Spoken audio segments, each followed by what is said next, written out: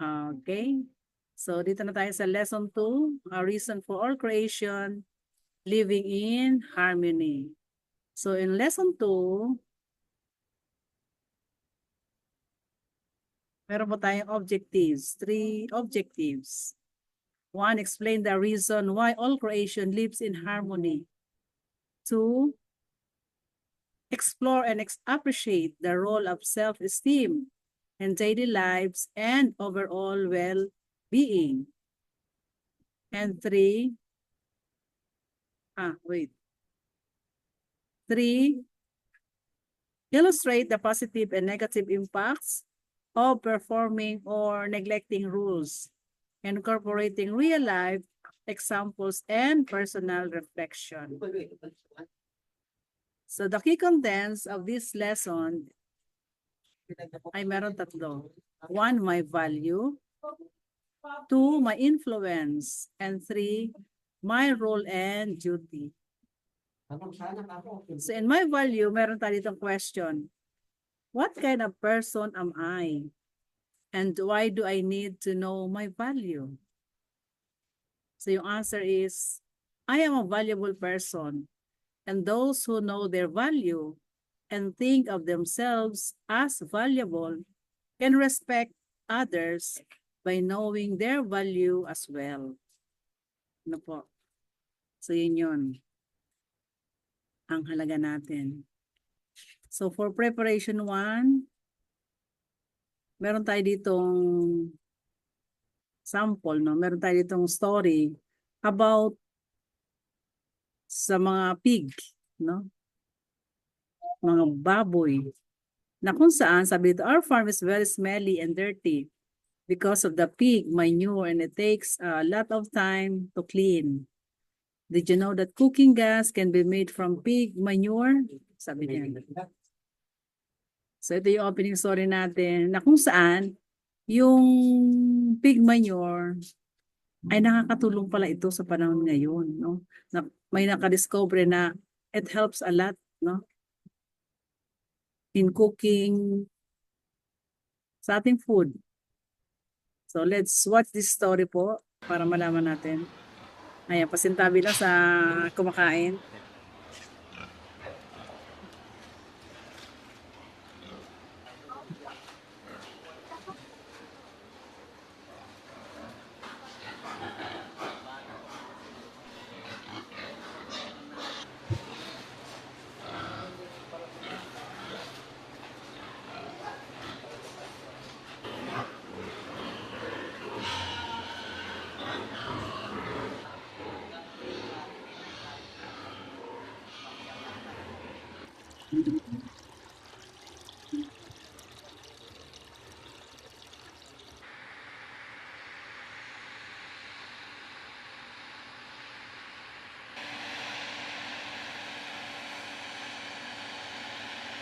Okay, so from the pig pens, yung mga dumi ng baboy, through gravity, papasok sila dito sa digester na to.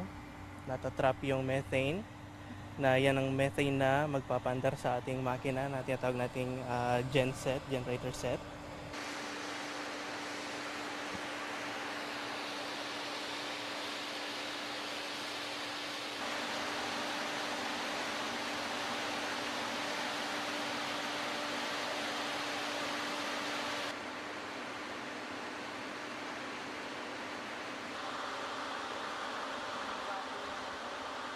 The 5,000 heads of this farm can generate around 100 kilowatts of electricity to power the entire operation of this farm.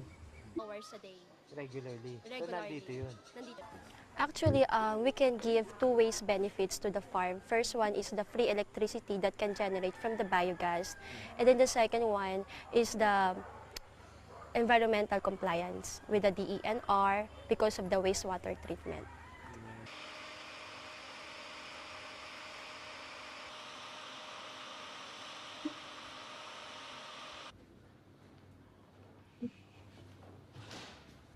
Methane is many times more potent than carbon dioxide. And in examples like this, it's very good that methane is captured and used for power generation rather than allowing it to escape into the atmosphere and contributing to greenhouse gas emissions.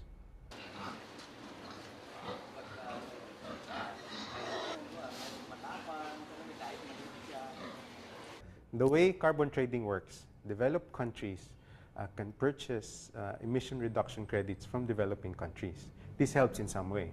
However, what's more important is developed countries must reduce greenhouse gas emissions domestically.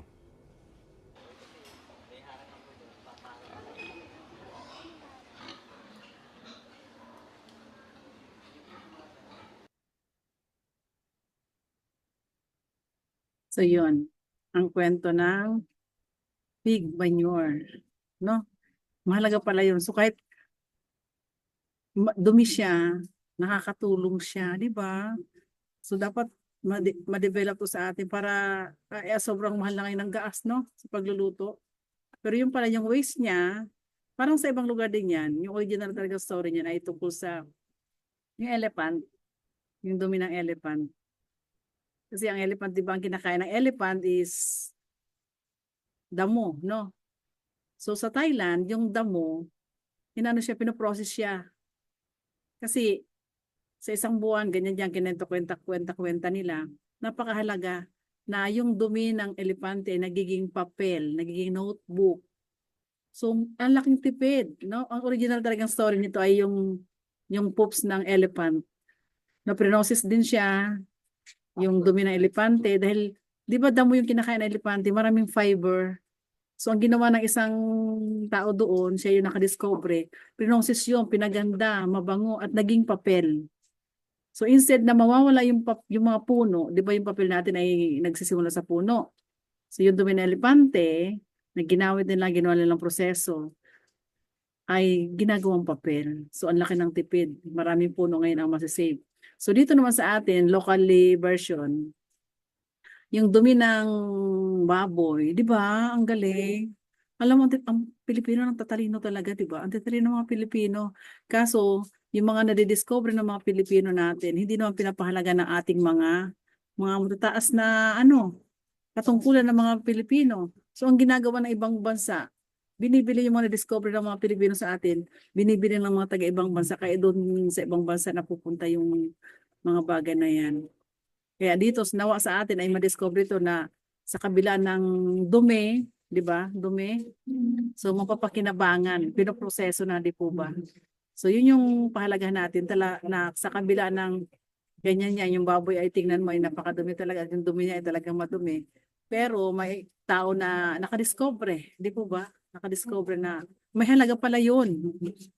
Sa kabila ng dumi ay merong halaga yung kanyang dumi. Di ba? So, yun ang tawag doon ay pagpapahalaga. O, imagine mo so. The value of pig manure. So, sa isang baboy, ay 3 kilo ng pig manure a day. Imagine mo yan. So, 3 kilo ng manure niya ay magkakabot siya ng 0.042 cubic meters ng biogas a day. O, di ba? Tapos, so equal to 42 liters of biogas a day. Good for 2 months of cooking gas. O, di makatipid ka na ng 2 buwan ng gas. Di ba ang mahal ng gas ngayon? Magkano ang gas ngayon? 800. So in a year, it saved 45,000 people life from pollution. So hindi pa siya polluted kasi di ba yung gas may side effect yun. Di ba kaya nga sumasabog yan. So ito ay talagang animal manure. Safe pa sa ating environment. So nawa ay madiscover ito ng ating mga matataas na posisyon at mapahalagahan po ito. No? So, ang laking tipid. So, for our exploration 1, yung value, my value. So, the value of life. Ito yung value natin sa ating sarili, yung value ng ating buhay. A name expressing the value of existence.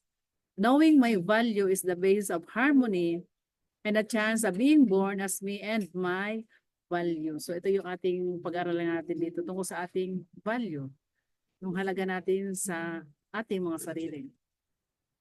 So ano yung value ng buhay? So gaya ng agila na to. Ayan. So ang agila ay nawawala na, di po ba? Kaya ito ay endangered species na to, di ba? Bird, no? na talagang kailangang pahalagahan. Kasi ang agila ay nagsisimbolo ng pagiging matayog, palaban, di po ba? So maganda yung sinisimbolo ng ating pambansang ibon na to na kung saan ang agila. Sabi niya, did you know that Philippine eagle only lays a single egg every 2 years? Imagine mo yun. Ang agila pala ay nangingitlog lang siya sa loob ng 2 taon. Isang beses sa loob ng 2 taon, di po ba? They wait for the offspring to make it independent, usually within 2 years before producing another offspring. So yan pala siya. Imagine mo. So kaya kailangan iningatan talaga to, pinapahalagahan yung agila kasi every 2 years lang pala siya nangingitlog, no? Kaya talaga naman yung ating mga nag-aalaga po nito ay talagang kahit sisi po lang, inaalagaan na nila, pinapahalagahan po nila. So yun yung value ng buhay ng agila. Kasi hindi siya ganun kabilis mag-produce, no? So, imagine mo, every 2 years pala siya. Then the creation of life is beyond the limit of a human's ability. This is the reason why life is valuable. Kaya, ang buhay talaga ay napakahalaga, guys, sa ating buhay. Isang beses lang tayo nabubuhay, di po ba? So, pahalaga natin ito. Kasi pag tayo namatay na, wala na, hindi natin palagay kasi wala na po tayo. Then, a name expressing the value of existence. So, gaya po ng jeep, sabi dyan, ang pangalang jeep ay para sa ano? Para sa transportation, no? Sa sasakyan. So, ang jeepney po ay sa Pilipinas lang meron na to, di ba? Wala nito sa ibang bansa. Kaya nga nakakalungkot na pag na-phase out na yung jeep, nakakalungkot po talaga. So, namatay na yung ano po niyan, gumawa niyan, no? So, kailangan pahalagaan po nila yan, natin siya. So, sa panahon ngayon, ilan na lang ang jeep at nawa hindi naman talaga ma-phase out yan kahit sa mga lugar-lugar lang ng mga probinsya ay mapanatili sana siya. Ano? So, yung value o yung name niya is jeep na kung saan ito ay sasakyang pang bayan. Ayan, teacher. Pag sinabing teacher, ano yung halaga ng pangalang teacher? So, ang teacher ay para magturo. Magbigay sa atin ng wisdom, magbigay sa atin ng kaalaman para matamo natin ang ating mga pangarap sa buhay. So, pag sinabing teacher, ano yung value niya sa atin?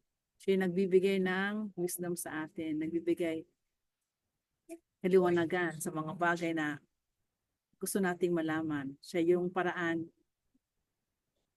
para tayo ay matuto, di po ba? So, mahalaga ang guro sa ating buhay. Apo. Then next naman ay ang mga estudyante. O gaya sa iyo. Sa Daniel, ikaw ay estudyante. So, paano mo mapahalaga ng ikaw bilang estudyante? Huh? How can you value as being a student? Siyempre, kailangan mo mag-aral ng mabuti. No? Mag-aral ng mabuti bilang estudyante. Ano po? Kaya, pagdidisiplina sa sarili, tama. Kailangan disiplinahin natin ang sarili. Unahin yung pag-aaral kaysa doon sa mga bagay na walang kabuluhan. Ano po? Iba mga estudyante parang school book lang. Hindi sila pinapahalagahan, no? Yung mga student na gano'n. So, pero tayo dito, kailangan pahalagahan natin. Madisiplinahin natin ating mga sarili. Huwag puro gadget. No? Pahalagahan natin kung gaano tayo sinasakripisyo ng ating mga magulang bilang mag-aaral. Para sa atin din naman po yun, di ba? Okay, next. Knowing my value is the basis of harmony.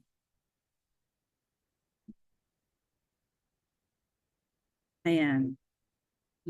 So sabi diyan, I feel that I am a person of worth, at least on an equal plane with others. So makita natin, meron siyang isang lead, binata diyan na kung saan siya yung nagli-lead ng mga kabataan. Tinuturoan niya ng magandang values, no? Siya yung nagiging mabuting example sa kanila. So dapat ganun po tayo, no? Siyempre sa mga kabataan ngayon, kailangan sasama tayo sa mga mabubuting kaibigan na siyang magdadala sa atin sa kabutihan. So dito, meron ditong sasagutan. Ayan, you can answer this, Daniel. Sabi to, I feel that I am a person of worth, at least an equal plane with others. So anong sagot mo? Strongly agree, agree, disagree, strongly disagree. Then number 2, pwede naman sa paper, pwede mong isulat na dito. Dalawa lang naman tayo dito. Okay, pwede sa paper, then pwede naman sa chat box. So sabi niya, I take a positive attitude toward myself. Strongly agree, agree, disagree, strongly disagree.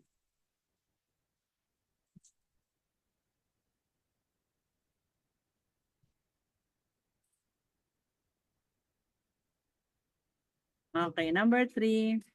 All in all, I am inclined to feel that I am a failure. Strongly agree, agree, disagree, strongly disagree. Okay. So, tatlo yun. Kailan tatlo yung sagot mo dito? Strongly disagree. Amen. Salamat sa iyong sagot, Sir Daniela. At meron pang pang-4. Wala na pa. Knowing my value is the basis of harmony. Assign points to each response. So, strongly agree daw ay 3 points. Agree 2 points. Disagree 1 point. Strongly disagree 0 points. So, however, the scoring system reversed for item number 3. So, yun po. Parang ano lang yung pala yung evaluation lang. Acknowledging oneself, self-esteem. So, a chance of being born as me and my value. So, dito makikita natin, di ba? So, napakapalad po natin sa dami-dami ng mga populasyon sa mundo. Di po ba yan, no? 1 is equal you as human, 90 million living creatures. Napakapalad po natin na tayo ay isa sa 90 million na yon, no? Di po ba? Isa tayo doon sa mga 90 million na yan na nalikha, na ipanganak. Ano po? Then, dyan naman sa creator, so, isa is equal you as creator, 20 billion stars in galaxy.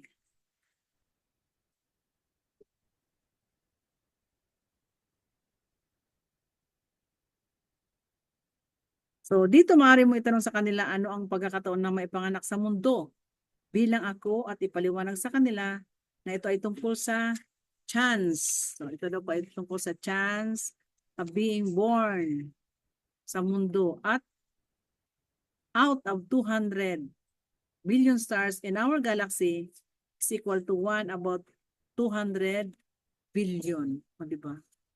May isa talaga na tayo dyan. Then a chance of being born as human, 1 about 90 million living creatures.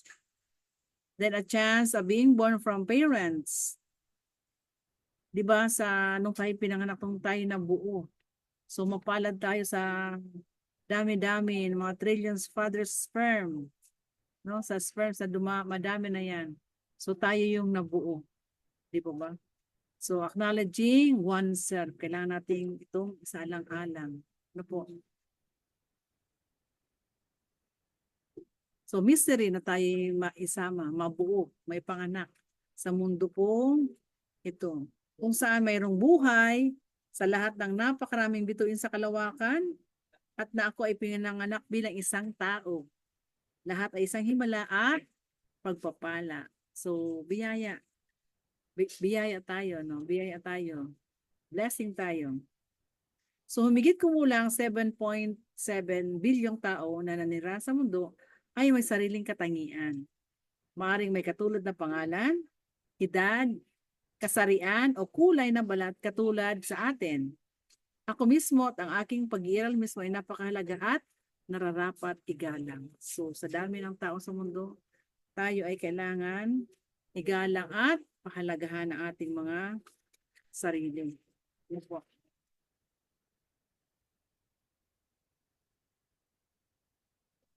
Para sa ating analysis,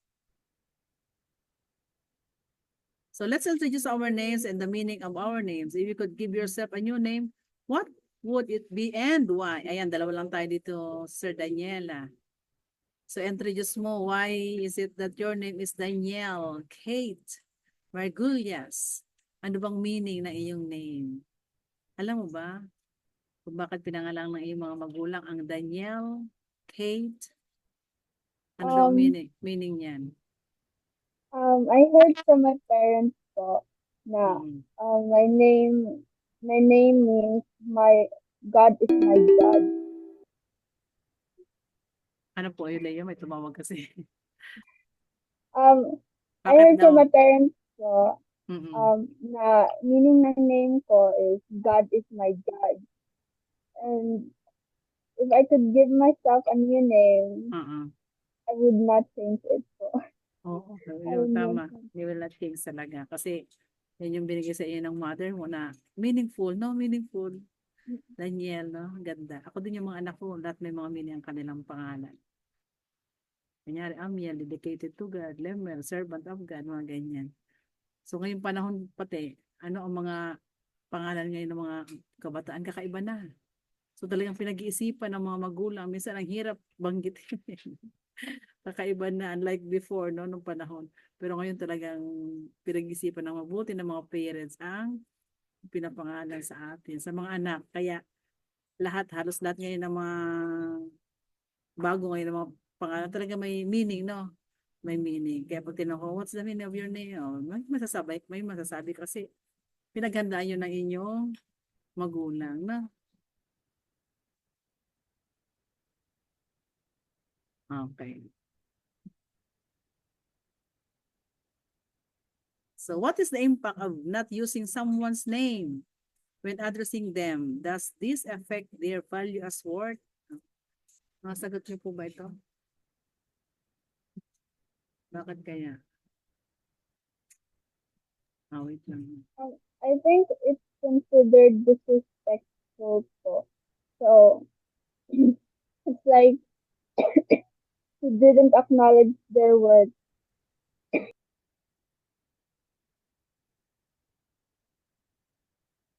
Oo, bakit kaya minsan ayaw nilang i-acknowledge yung ano nila, yung name nila. Kumbaga may mga tao na ayaw i-address yung name na siguro hindi nila type. Hindi nila naapekto sila sa name, no? May mga ganun din naman. Okay, so for challenge 1, compose a short poem with the realization that I am as valuable as other people are also valuable. Siguro huwag na natin gawin ito. Okay, hindi.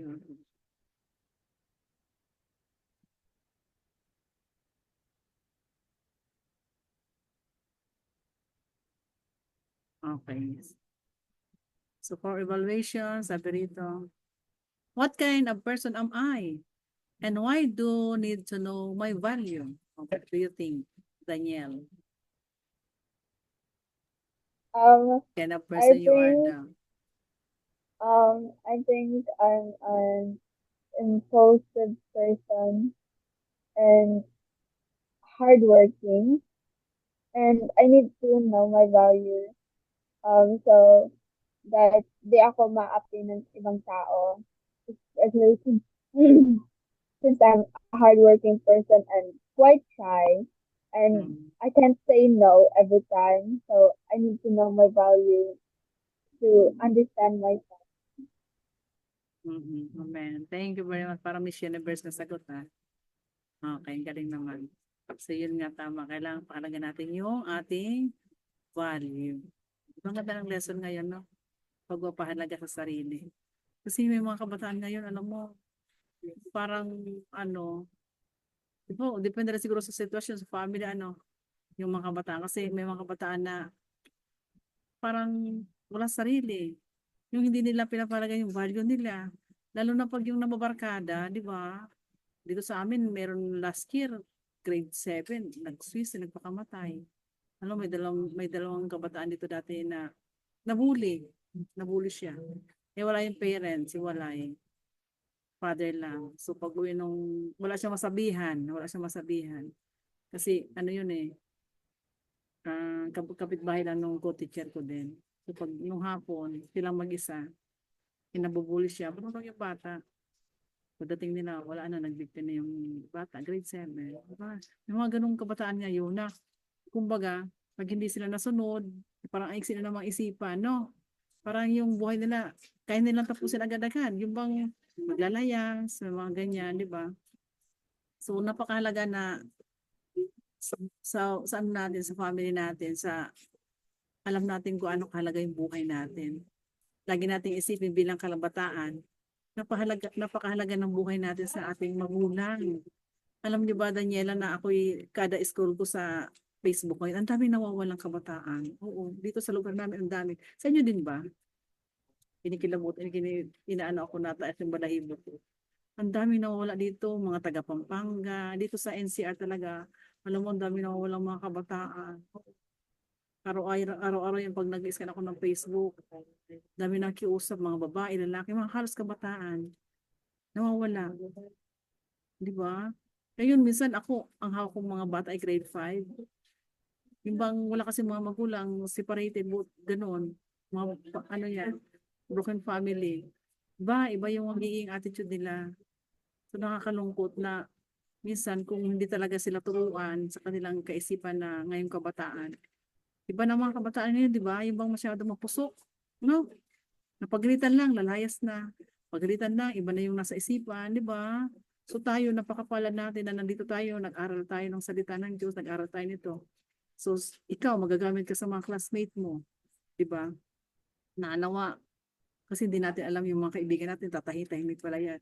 Kaya minsan sa ating mga kaibigan, sa mga lalo sa'yo, sa edad nyo na ganyan, lagi tayo nagkipagkwentuhan, kukumustahin natin yung mga friend natin, na hindi natin alam, kaya pala tahimik yung classmate natin, may problema na sa buhay. No, mga broken family pala kasi pag mga ganyan anong naapektuhan nung una, mga student talaga. Kaya ngayon iba na talaga ang kabataan. Kumbaga, ikaw na yung mag-adjust. Ako bilang guro, ako na yung nag-adjust.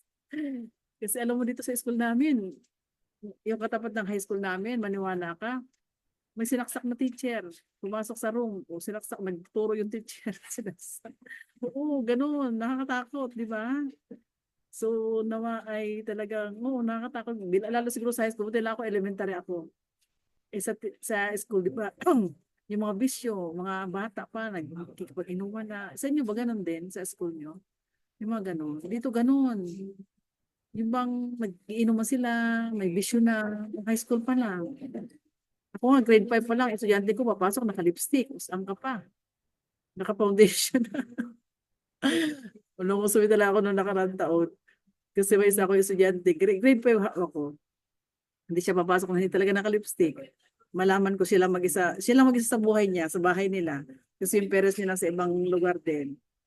Walang nag-ano sa kanya, walang nag-supervise ba? Oo. Siya namuhay, grade 5 lang yun na, siya namuhay sa sarili niya. Yung mga ganun, na nakakaawa minsan. Kaya sa atin, ikaw nandiyan para lang yung minsan kung sino yung mga kaibigan mo, na may mga pinagdaraan na pala, nabubuli na pala.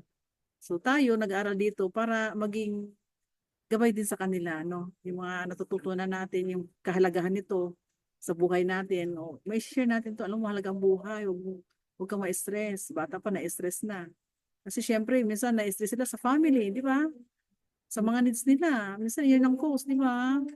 Kaya tayo, napakapalad mo, Daniela, na ito nag-aaral tayo. Kaya isang way ito. Dito, aksidente na nandito ka, nandito tayo. Ako, na-share ko din to lagi sa mga bata, yung values na kailangan pahalagan sa panahon ngayon. Kasi iba na ang kabataan talaga ngayon.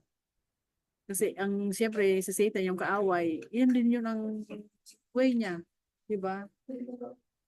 Na ano, na para ang tao ay, ang kabataan ay masira. No? So, minsan sa ano din niya, sa family nila, sa environment, di ba? Na talagang wala silang mapagsabihan kung may mga problema na pala. Lalo yung mga kababaihan. Oh. Minsan, hindi natin alam.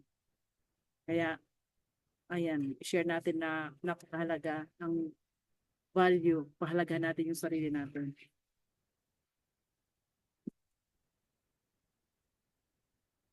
Okay, so next natin ay ma-influence. Ayan, kailangan daw na natin maka-influensya. Ano ba yung mga bagay na dapat nating ma-influensya sa ating kapwa? What is my influence? O tayo bilang na tanim naman ng seed of peace. People exert influence on others since they live together in a community. I am also the one who has an influence. Siyempre tayo, may influence din tayo sa ating kapwa, hindi po ba? Gaya nga na sinabi ko sa iyo kanina, nandito tayo nag-aaral. So, kailangan ma-influencehan din natin ang ating mga kaibigan. Napahalagahan din yung kanilang mga buhay. No? So, for preparation, sabi dito, fulfilling influence of a teacher. Wala kasi itong sound kaya, yung panood natin yung video. Ayan, no? Wala siyang sound eh.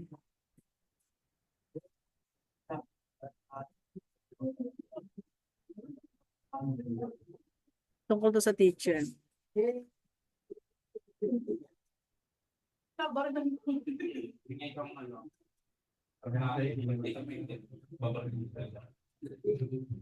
So, uli ka ng walis tingin mo. Same thing po.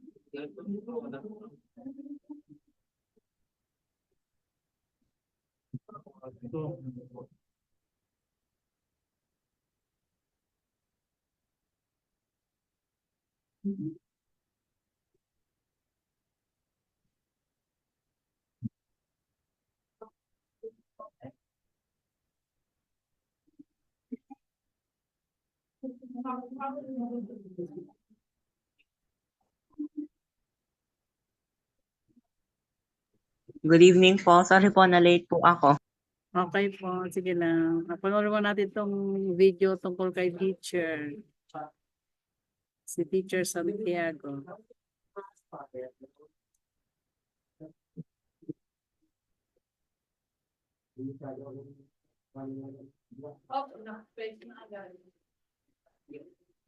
Yung walis tambo.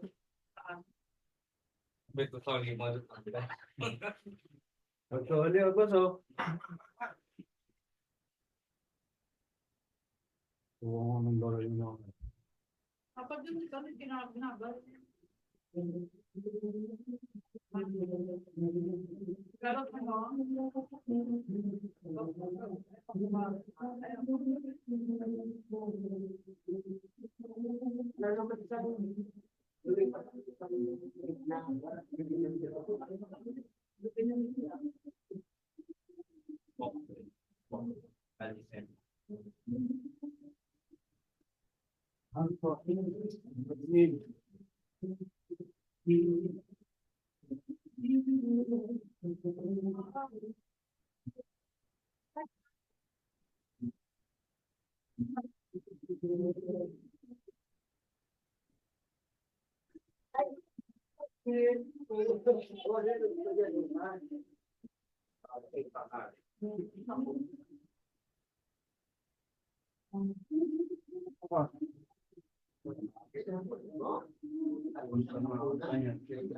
ayan, salamat sa McDo. So ito ay patalasas ng McDo na kung saan napakaganda po, no? Isang guro na talagang nag-mold ng mga kabataan, mga estudyante na naging professional na po. At siya ngayon ay malapit ng mag-retire. Nakakalungkot din kasi mamimiss niya ang lahat. So may isang estudyante siya na event manager, ano yan. So binalikan niya yung mga classmate niya, mga tinuruan ni ma'am at sinurprise siya. Kaya yung teacher ay naging madamdamin. Masaya po talaga bilang isang guro ko. Malapit na rin ako mag-retire. No? Kaya nakakamiss din. Makita mo lang yung estudyante mo na successful at naalala ka pa. Yan, isang karangalan po sa amin yon na masaya talaga na ma-influensyahan mo yung mga estudyante ng mabuting kaugalian, no? Magandang value sa kanila. Ano po, hindi mo kayo maalala pero proud to be na sila ay naturuan mo ng mabuting asal, no? So yun yung fulfilling influence of a teacher. So dito po fulfilling of a teacher. So we live in harmony because we know our influence and feel each other's need. So itong mga nandito na mga nasa larawan ay mga tao na kung saan may iba't ibang work. Yan, description ng kanilang work. Kunyari, itong isa dito ay, yung nasa unahan siguro, itong may hawak ay, siyempre, siya ay chef, cook, no? Itong may ano ay engineer. So, iba't iba ang kanilang mga trabaho.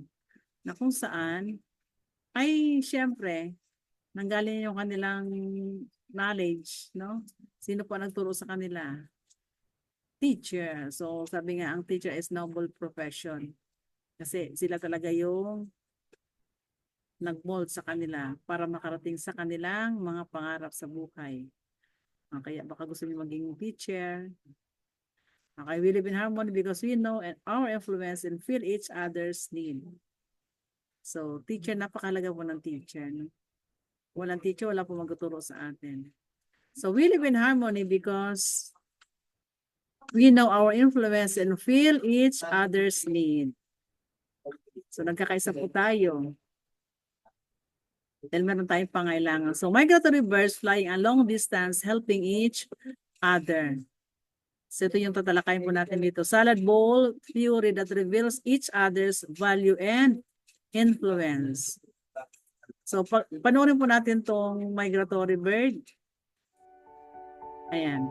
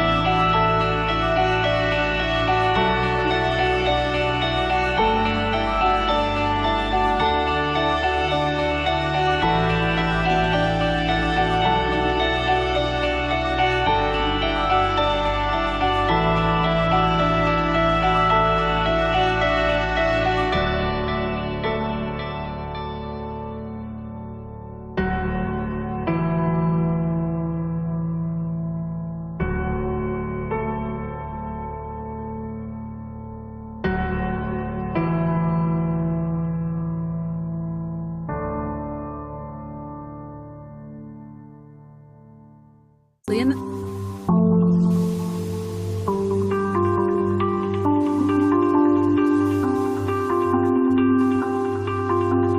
So yan po ang kwento ng migratory bird.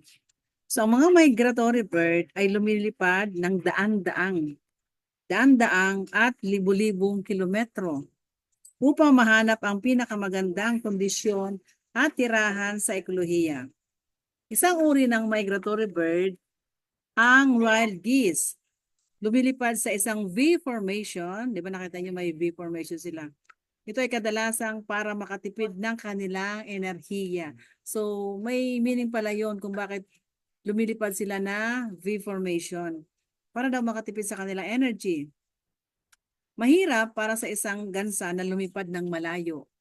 Ngunit kapag ang mga gansa ay lumipad sa isang grupo, maaari silang lumipad sa isang distansya na hindi maaring liparin ng isang gansa lamang. Ang pagtutulungan ito ng mga gansa ay nagpapaalala sa atin ng isang kasabihang Aprikano. Kung gusto mong magmadali, pumunta ka ng mag-isa. Kung gusto mong pumunta ng malayo, sumama ka. Ayan. So, imposibleng mapunan ang lahat ng kailangan ng mag-isa. Di po ba? Sa makatuwid, kailangan natin ng tulong ng ibang tao at ng komunidad ng ibang tao para punan ang pangangailangan ng bawat isa. Tulad ng pagtutulungan na makikita sa mga migratory bird na lumilipad sa malayong distansya. Kailangan din ng mga tao ang ganitong uri ng pagtutulungan at may pagkakasundo dito. Di ba? Sabi nga, no man is an island. Walang isa man, walang mabuhay na mag-isa lang. So para sa next ay salad bowl that reveals each other's value and influence. Ayan. Kumakain ba kayo ng salad? So ang theory ng salad bowl ay karaniwang lumalabas kapag pinag-uusapan ng pagkakaiba-iba at pagkakaisa. Di ba yung salad, iba-iba siya. Iba-iba kunyari, salad, fruit salad, iba-ibang klase ng fruits. No? Kung vegetables naman siya, iba't ibang uri ng gulay. No? So, ang theory ng salad bowl ay karaniwang lumalabas kapag pinag-uusapan ng pagkakaiba-iba at pagkakaisa. Ang salad bowl theory ay kapag nagtitipon ng iba't ibang kultura ng iba't ibang grupong etniko upang lumikha ng isa pang bagong kultura. Ito ay tulad ng bawat gulay at prutas sa isang salad ay may kanya-kanyang lasa. Di ba may kanya-kanyang lasa po yan? Ngunit nag-aambag sa isang bagong lasa kapag inihalo sa isang mangkok ng salad. Gayun pa man, mayroon ding critical na pananaw na hindi maaaring ilipat. Ilapat ng isa ang teoryang ito ng salad bowl sa bawat bansa at kultura sa pamagitan ng puwersa.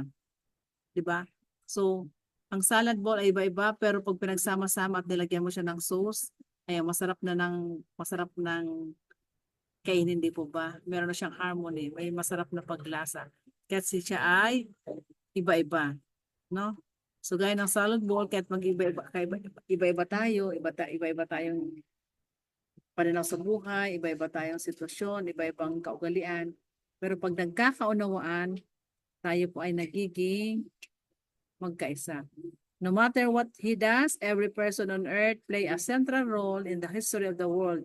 And normally, he doesn't know it. So yun po ang kwento ng salad bowl. So for analysis 2, International Days designated by the UN. So ito po yung mga organisasyon sa buong mundo na kung saan nag-iingat po ng ating environment. Gaya ng World Environment Day. So ito po ay sineselebrate tuwing June 5. International Day for the Preservation of Ozone Layer, September 16. And World Water Day International, March 22. So ito po yung mga international organization na kung saan sila po yung namumuno para ingatan po ang environment, ozone layer, at ang World Day, ang World Water. Ano po? So for challenge 2, think about what kind of help you can give to your family, friends, teachers, and loved ones for a week. And do a presentation on what kind of influence you have. So, ano daw yung may influence natin sa kanila? So, what is my influence in my family, my school, and my community? So, kailangan magandang influence po tayo may bibigay sa kanila. Ano po? So, siguro yung exploration 3 ay sa next na natin tatapusin. O pwede naman ganun? Tapusin na po natin. Saglit na lang ito. So, my role and duty. Ano daw po yung role natin sa sarili natin at yung duty natin? So, what is the reason for all creation to live in harmony? The answer is, it is because they know their role and duty and perform them faithfully. So, ano po yung role natin?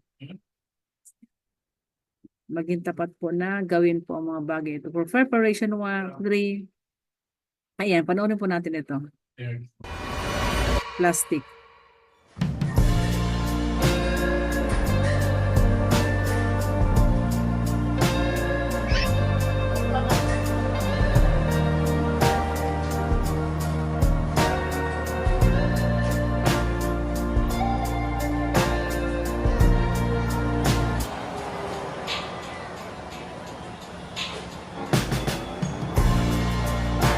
Strange things are happening.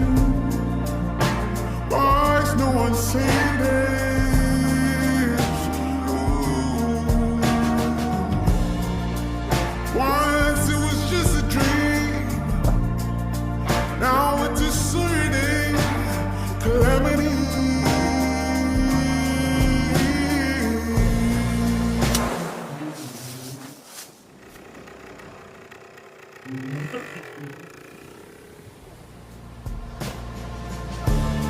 I don't know why it's just maddening to see the walls start crumbling.